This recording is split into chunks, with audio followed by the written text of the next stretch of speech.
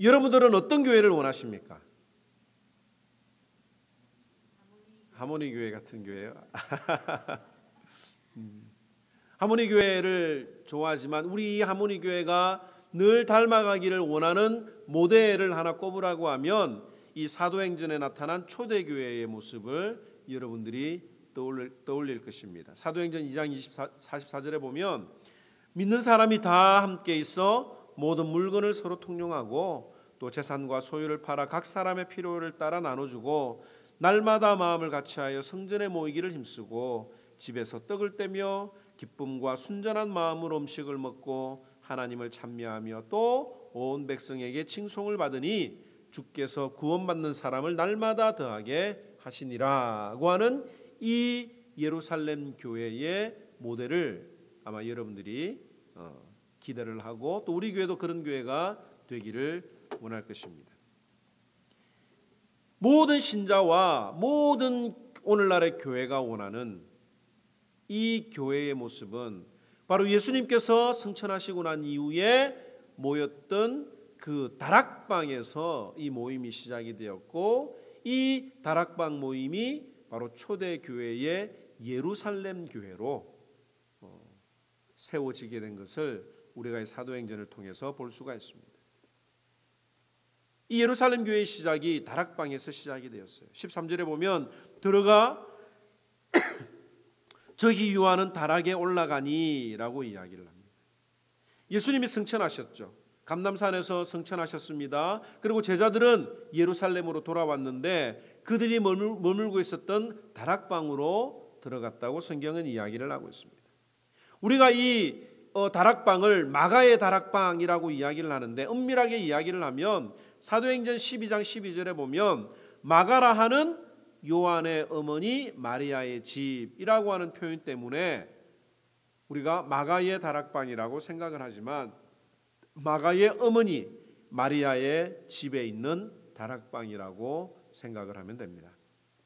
또 이 다락방은 우리가 생각하는 것과는 다른 구조의 다락방이에요. 우리가 흔히 생각하는 다락방은 어떤 구조입니까? 우리 여러분들 집에 보면 애덕이 있잖아요, 그죠? 그 좁은 공간에 지붕 아래 천정이 낮게 있는 그런 방이 다락방으로 우리가 생각을 합니다. 그래서 성경을 읽을 때 과연 120명이나 들어갔다고 했는데 거기에 들어갈 수 있었을까라고 생각을 할지 모르겠지만 이 성경이 말하고 있는 다락방은 그 당시에 흔히 볼 수 있었던 건축 구조물이었습니다. 지붕에다가 만든 2층 방이었기 때문에 많은 사람들이 모일 수가 있었던 거예요.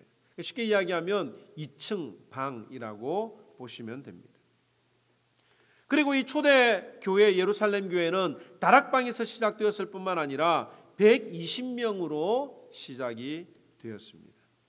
사도행전 1장 13절에서 14절에 보면 가룟 유다를 제외한 11명의 제자들과 또 예수님의 어머니와 동생들 그리고 여자들까지 다 포함해서 120여 명이 되었다고 하는 거예요. 여러분들 교회 시작할 때 120명으로 시작하면 얼마나 좋겠습니까? 그죠? 더더군다나 그 제자들이 주님을 따랐던 3년이나 따랐던 제자들이 교회 건축의 주축 멤버니까 얼마나 신이 나고 좋겠습니까? 만약에 제가 120명으로 뭐 교회 하라고 그러면 얼마나 신이 나서 할까요? 우리는 다 아이들까지 다 합해가지고 13명으로 시작한 우리 교회와 비교하면 엄청난 출발이라고 여러분들이 생각을 할지 모르는데 그러나 지금과 비교하면 너무나도 다른 상황이에요. 지금은 예수를 믿든지 안 믿든지 기독교가 뭔지 예수님이 누군지 알아요. 사람들이 성경이 무엇인지 알고 교회가 뭐 하는지를 알아요. 성탄절 날이 자기들이 믿지는 않지만 적어도 성탄절이 무슨 날인지는 알아요. 예수님이 오셨다, 예수님이 땅에 오셨다라고 하는 것을 오늘날의 사람들은 다 알고 있습니다. 그런데 그 당시에 있었던 사람들은 이 예수님의 존재에 대해서 거의 몰랐다고 봐야 합니다. 소문으로는 한번 들어봤을지 몰라요. 뭐 저 갈릴리에서 올라온 한 청년 뭐 이렇게 마술 같은 기적도 일으키고 한다던데 뭐 이런 어떤 소문은 들었을는지 모르지만 그가 하나님의 아들인 것과 또 하나님이 예수님이 이 땅에 몸을 입고 오셨다라고 하는 이 사실에 대해서 전혀 들어보지 못했던, 생소했던 사람들이 대부분입니다. 다른 말로 표현을 하면 이 세계에 예수 믿는 사람들이, 예수님의 십자가와 부활을 믿는 사람들이 120명밖에 없었다고 여러분들 한번 생각을 해보시기 바랍니다. 너무너무 미미한 숫자예요. 그러니까 얼마나 전도하기가 힘들었겠어요. 교회가 뭔지, 예수님이 누군지 일일이 다 설명을 해야 되니까 얼마나 전도하기가 어려웠겠습니까? 마치 선교지에, 아무것도 모르는 그 선교지에 가서 복음을 전하는 것과 마찬가지일 것입니다. 또 이 사람들의 이름이, 밝혀진 사람들의 이름을 제외하면 대부분의 사람들이 다 이름이 없는 무명의 사람들이었습니다. 11명의 제자들과 오늘 마띠아와 요셉이라고 하는 사람이 나왔죠. 그 다음에 예수님의 어머니와 동생들을 제외하면 이름도 없는 거예요. 누가 누군지도 모르는 무명의 존재들이었습니다. 게다가 그 모임에는 남자들보다 여자들이 훨씬 더 많았습니다. 우리가 알다시피 고대 사회에 여자들은 사람 취급도 받지 못하고 인구 조사에도 또 성경 기록에도 여자의 수가 포함이 되지 않을 정도였습니다. 철저히 남성 중심의 시대임에도 불구하고 이 성경은 그 여자의 역할과 그 중요성에 대해서 과감하게 이렇게 표현을 하고 있는 거예요. 초대교회에 이름도 없는, 사람들에게 인정도 받지 못했던 그 많은 여자들로부터 시작이 되었다. 이게 엄청난 사실입니다. 며칠 전에 어느 분과 이야기를 하다가 왜 교회에는 남자보다 여자가 많습니까? 라고 하는 이야기가 오고 가게 되었어요. 왜 교회에는 여자가 많습니까? 오늘도 남자는 4사람밖에 없는데요. 다 출타를 많이 하셨는데, 제 개인적인 견해로는 이 남자들이 여자들보다 자존심이 셀 뿐만 아니라 남에게 지기 싫어하는, 굴복하기 싫어하는 어떤 그런 그 마음이 너무 많아서 이 예수님을 믿는다라고 하는 것 자체가 수치스럽다고 생각을 할 수도 있는 것 같아요. 그래서 예수님을 믿을 바에는 내 주먹을 믿으라고 말할 정도로 예수님까지도 이겨먹으려고 하는 성향이 남자들에게 더욱더 많아서 그런 것이 아닌가라고 하는 생각을 해보게 되었습니다. 그런데 여러분들, 남자들이 이 세상을 다 정복하는 것 같지요? 그런데 그 남자를 이기는 힘이 바로 여자에게서 나온다고 하는 겁니다. 제가 종종 하는 말이 있는데, 내비게이션과 여자 말은 들어야 한다라고 이야기를 하죠. 아내의 말이 맞는 경우들이 훨씬 더 많아지고 있음을 제가 많이 느끼고 있습니다. 젊을 때는 그냥 제가 그랬는데 요즘에는 아내 말이 더 많이 맞는 것 같아요. 잠언 14장 1절에 보면 지혜로운 여인은 자기 집을 세우되 미련한 여인은 자기 손으로 그것을 허느니라고 하는 말씀이 있습니다. 여기 집이라고 하는 건 그냥 우리 일반 집만을 이야기를 하는 게 아니에요. 국가나 가정 모두를 뜻하는 겁니다. 이 잠언을 누가 썼습니까? 솔로몬이 썼잖아요. 솔로몬 왕이 썼잖아요. 절대 권력을 휘둘렀던 그 솔로몬 왕이 자신의 권력으로, 군대로 가정과 국가를 바로 세울 수 있다고 말하지 않았던 거예요. 그런 면에 있어서 이 솔로몬이 지혜로운 겁니다.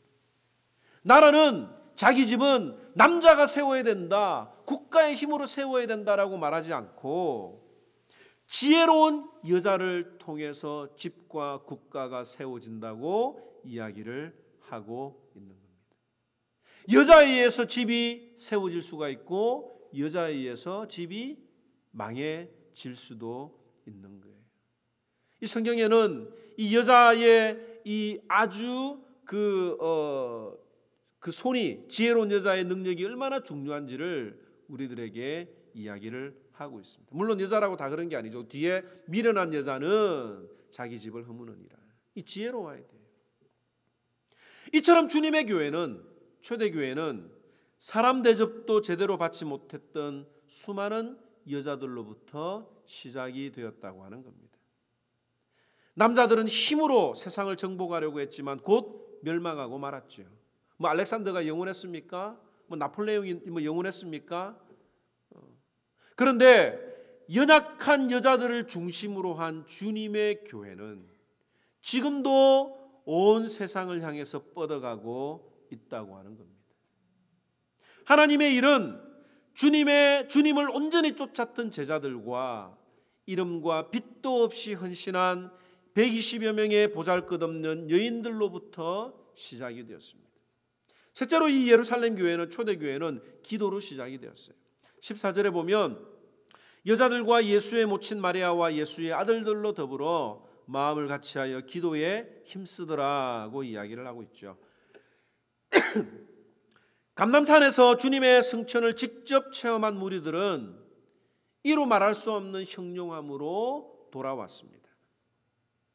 정말 그 제자들이 그곳에 자리를 깔고 와, 주님이 금방 오신다고 했으니까 여기다가 집을 짓고 초막을 짓고 예수님이 오실 때까지 기다리자라고 하지 않고 그들은 삶의 현장으로 돌아왔던 거예요.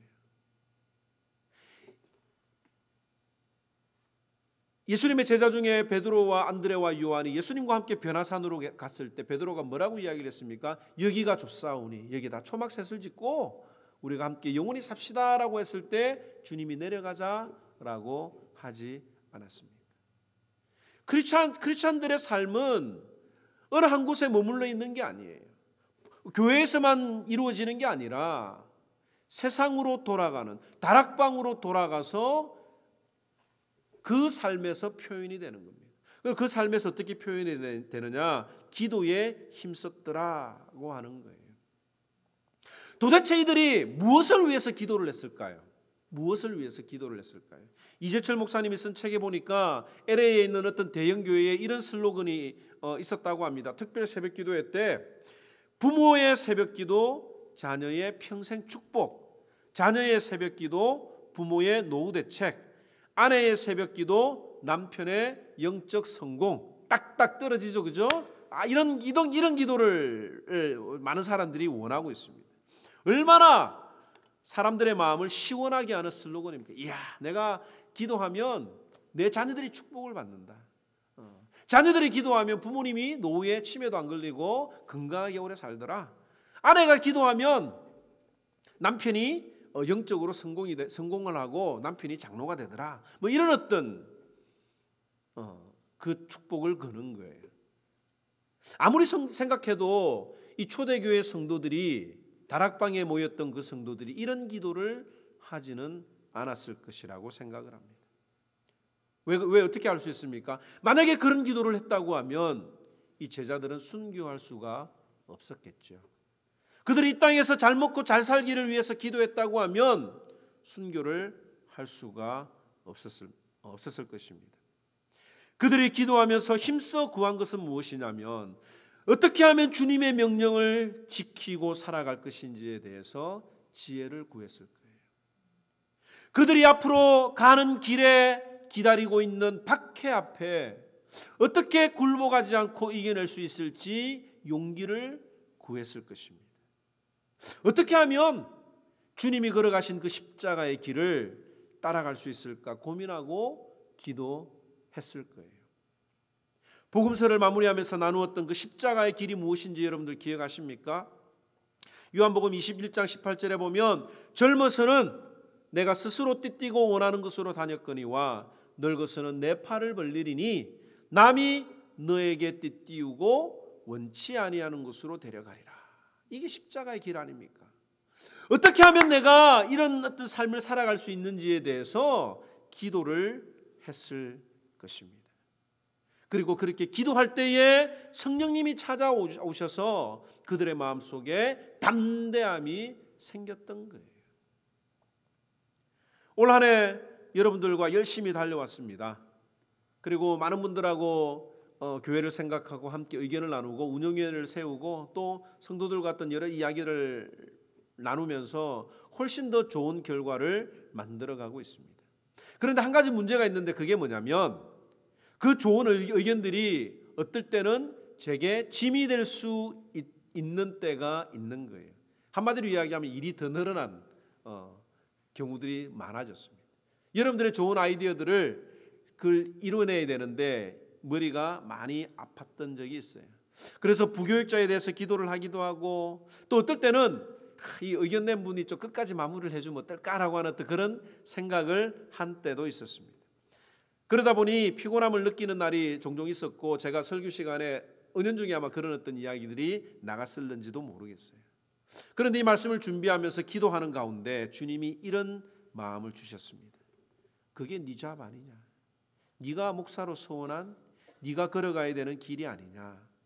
다른 사람들은 자신의 시간을 쪼개어서 헌신을 하지만 너는 이 일에 전념을 하고 너의 생명을 건다고 하지 않았니? 그게 십자가 지는 거 아니냐?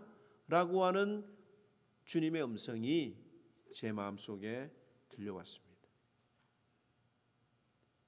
주님, 저도 일하잖아요. 그래? 그러면 내가 너의 일을 줄여줄게 라고 하시면서 레슨을 뚝 줄여주셨습니다. 그래서 제가 주님 이건 아니잖아요 막 기도를 하는데, 이 주님 앞에 기도하면 모든 게 다 클리어하게 되는 거예요. 그 일을 감당할 만한 용기도 허락해 주실 뿐만 아니라 그 용기를 가지고 한 발만 내디디면 주님이 역사를 하시는 겁니다. 그래서 이 기도하는 가운데 제 마음속에 드는 건, 그래, 이 모든 일들을 내가 져야 된다. 그래서 여러분들이 지금처럼 얼마든지 마음껏 여러분들의 의견을 저에게 내어주시기 바랍니다. 뭐 이거 했다가 내가 해야 되는 거 아니냐라고 여러분들 이렇게 불안해하시지 마시고요. 그럴 필요 없어요. 마음껏 의견 내어주시고, 자원하는 분들이 없거나 책임지지 못할 상황이라면 제가 다 해야 되지요.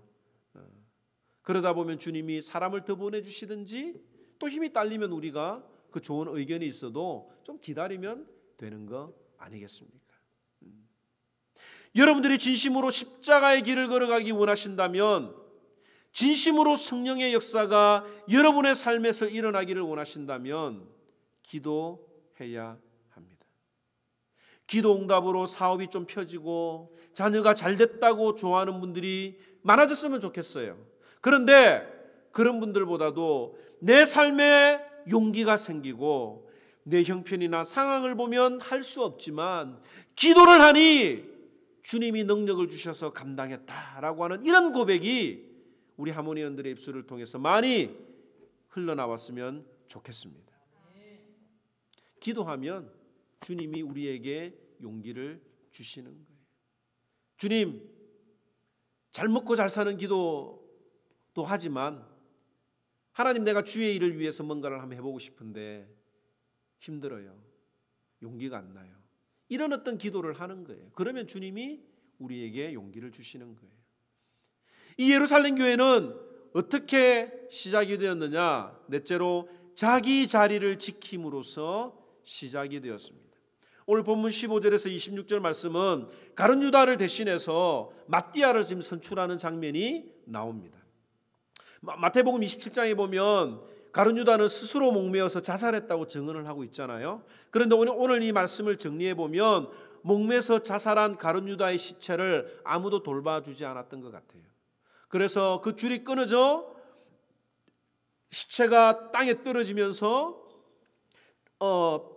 배가 터져서 창자가 흘러나오고 사방으로 흩어진 것으로 보입니다.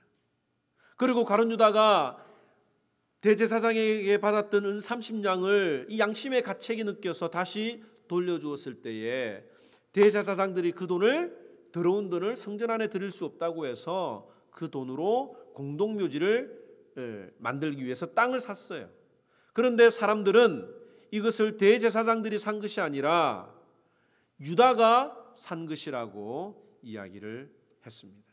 그리고 그 밭을 아겔다마 피밭이라고 불렀던 거예요. 오늘 이 가룟 유다의 마지막이 얼마나 비참했는지를 우리에게 보여주고 있습니다.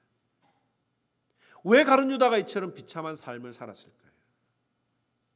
가룟 유다가 이런 비참한 삶을 살았던 그 단 한 가지의 이유를 오늘 25절에 이렇게 표현을 하고 있습니다. 유다는 이 직무를 버리고 제곳으로 갔나이다 라고 이야기를 하고 있어요. 그는 자신이 걸어가야 될 그 십자가의 길을 버리고 자신이 가고 싶은 욕망의 길로 걸어갔기 때문입니다. 은 30냥에 자기의 스승을 배신하고 자기 인생을 걸었습니다. 그런데 그 인생이 피밭으로 끝나고 말았습니다. 베드로는 시편 69편 25절 말씀과 또 109편 8절 말씀을 인용해서 유다의 비참한 말로를 이렇게 설명을 하고 있습니다. 시편에 기록하였으되 그의 거처를 황폐하게 하시며 거기 거하는 자가 없게 하소서 하였고 또 일렀으되 그의 직분을 타인이 취하게 하소서 하였도다. 주님의 제자였던 유다가 이 말씀을 몰랐을까요? 이 시편 말씀을 몰랐을까요? 적어도 유다는 이 시편 말씀을 알았어요. 시편 69편과 109편에 나오는 이 말씀을 알았다고 저는 생각이 됩니다. 그런데 그 말씀을 믿지 않았던 것입니다. 바로 가룟 유다의 비극이 거기에 있는 거예요. 하나님의 말씀은 알았지만 그 말씀을 믿지 못하고 자신의 길을 선택한 결과 가룟 유다의 인생이 그렇게 비참하게 끝이 나고 말았던 것입니다. 우리가 교회를 오지만 하나님의 말씀을 알지만 그 하나님의 말씀을 여러분들이 믿지 못한다면 우리의 마지막도 가룟 유다와 똑같을 것입니다. 그와 반대로 이 가룟 유다와는 대조적으로 나머지 제자들은 어떻게 했습니까? 자기 자리를 지켰습니다.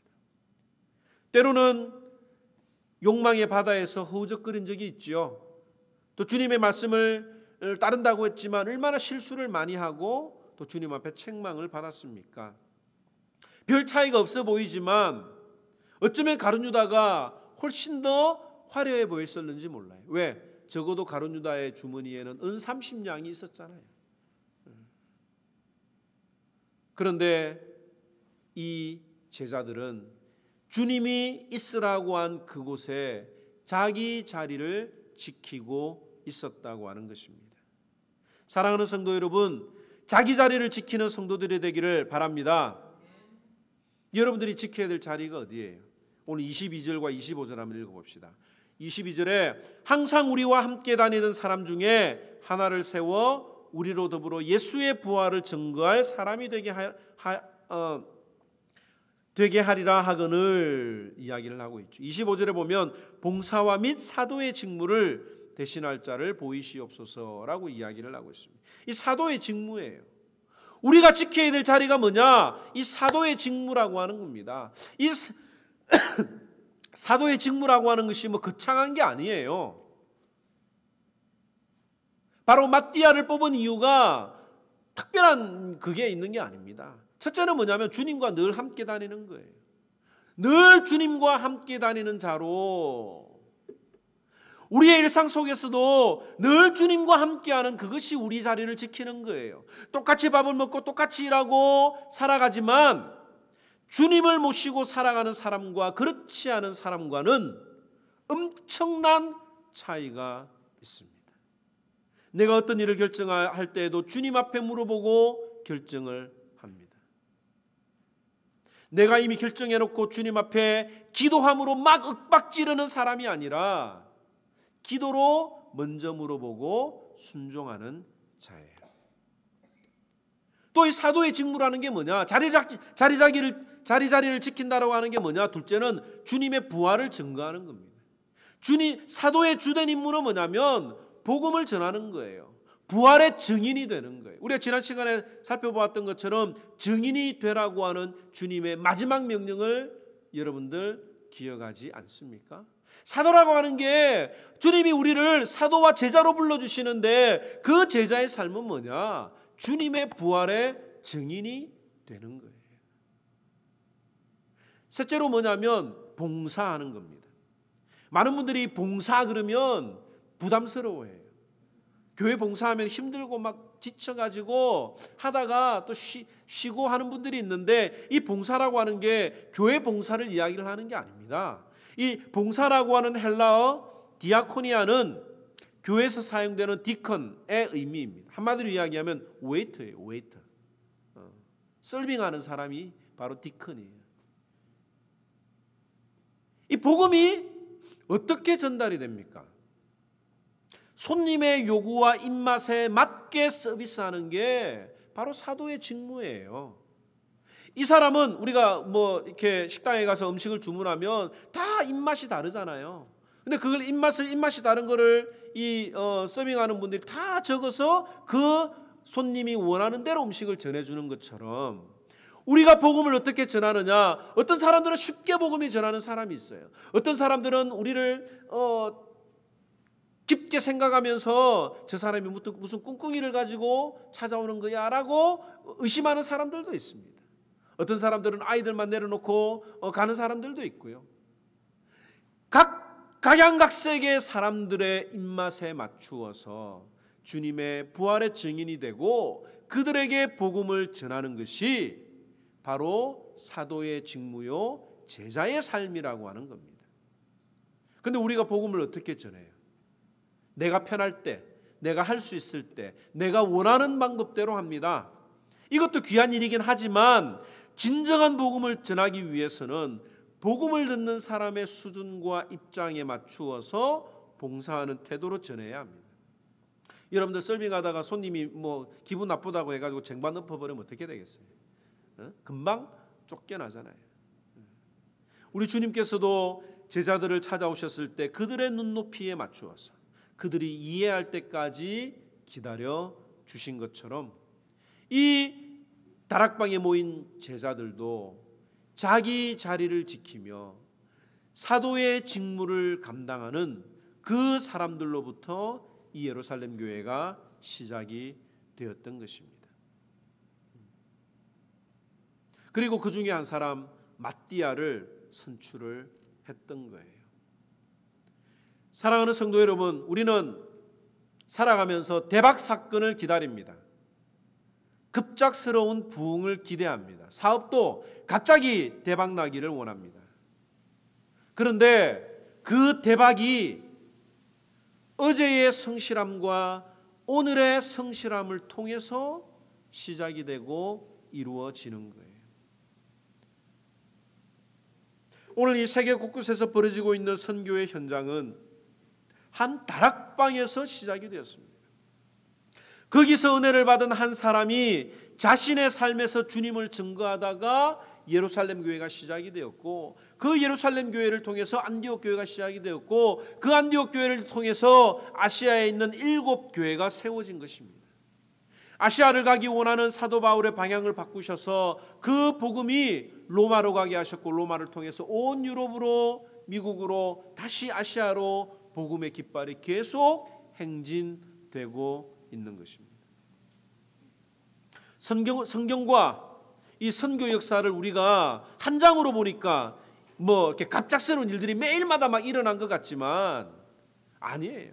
사도들도 제가 생각할 때 매일 우리와 똑같은 삶을 살았을 것이라고 생각이 됩니다. 그 문장과 문장 사이에 있는 수많은 시간들, 그 시간들을 우리가 빼먹고 살아갈 때가 많이 있어요. 다 목사가 되고 다 선교사가 되어서 이런 일이 이루어진 것이 아닙니다. 기도하면서 오늘도 십자가의 삶을 지기를 원하는 자들을 통해서 하루가 걸리고 10년이 1년이 걸리고 10년이 걸려서 이루어진 거예요. 자기 자리를 지키며 묵묵히 살아온 사람들의 역사가 오늘도 쓰여지고 있고, 그것이 큰 하나님의 역사로 드러나는 것입니다. 이름도 모르는 수많은 여인들이 다락방에서 함께 했던 것처럼 이름도 빛도 없이 살아가는 수많은 사람들을 통해서 주님의 역사는 이렇게 진행이 되고 있어요. 그런데 한 가지 기억해야 될 것, 여자라고 다 똑같은 여자가 아닙니다. 그때 당시에 모든 여자들이 다락방에 있었던 게 아니에요. 120여 명의 그 숫자 앞에 제한된 여자들만 가리키는 겁니다. 당시에도 수많은 여자들은 자기 자신의 몸을 꾸미고 치장하는 일에 몰두를 했습니다. 어떻게 하든지 자식 교육 잘 시켜보려고 눈에 불을 켜고 돌아다녔던 여자들도 있었을 거예요. 오늘날에도 마찬가지입니다.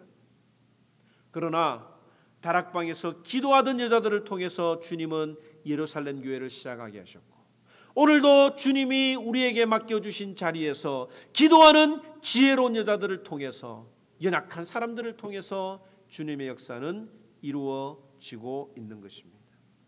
이런 교회 운동이 오늘도 하모니 교회를 통해서 이루어지고 있는 거예요.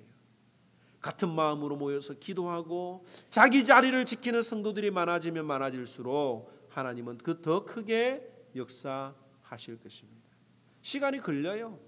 뭐 이번 주하고 지난 주하고 뭐 별 차이가 없어 보이는 것 같지만 1년 전에 비교하면, 2년 전에 비교하면, 시작할 때 비교하면 엄청난 변화가 우리에게 있지 않습니까? 매 순간 매 순간 우리가 우리의 자리를 지키는 것이 너무나도 중요합니다. 19세기에 수많은 영국인들을 회심시킨 사람 중에 찰스 스펄전이라고 하는 목사님이 있습니다. 아마 여러분들이 다 한 번쯤은 들어보셨을 거예요. 150년 전에는 이 목사님의 설교를 듣기 위해서 10,000명 이상의 사람들이 예배에 참석을 했습니다. 이 스펄전 목사님은 목사의 아들로 태어났는데 사춘기 때 방황을 많이 했어요. 시골에서 사춘기를 겪으면서 굉장히 신앙적인 회의에 빠졌었습니다. 그래도 목사 아들이니까 어쩔 수 없이 주일 낮 예배와 밤 예배에 꼬박꼬박 참석을 했던 거예요.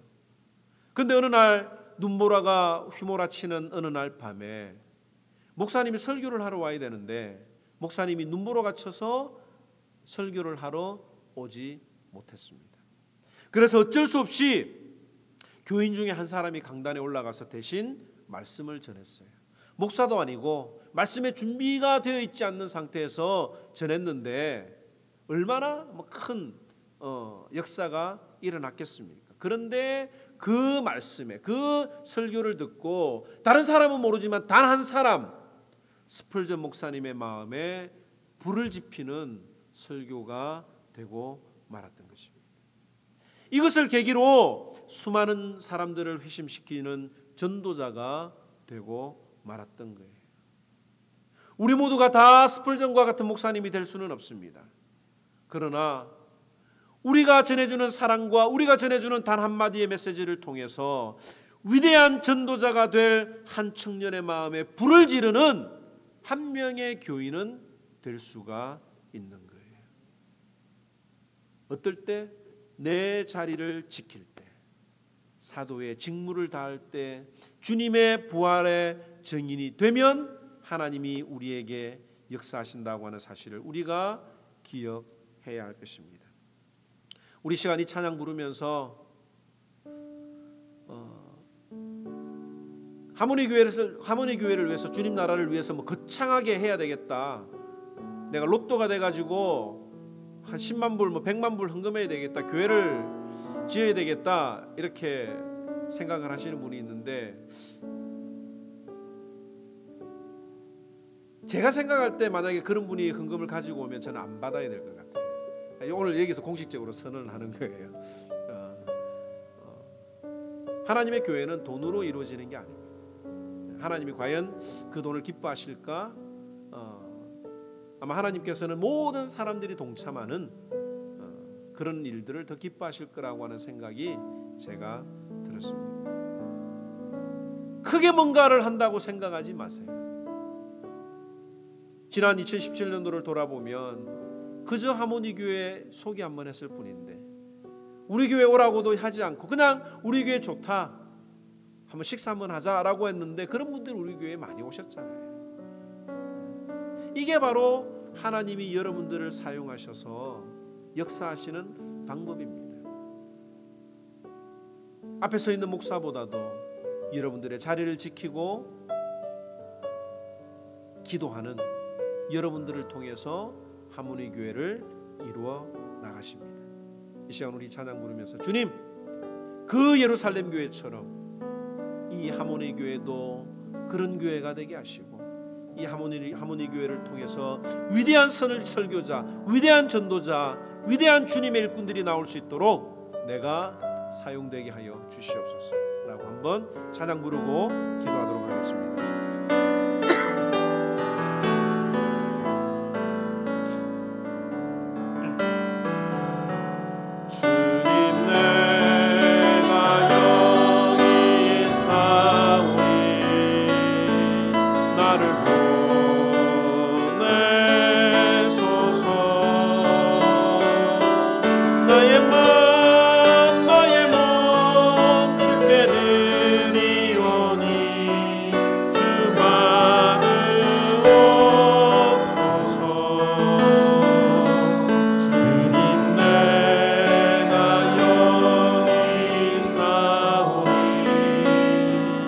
나를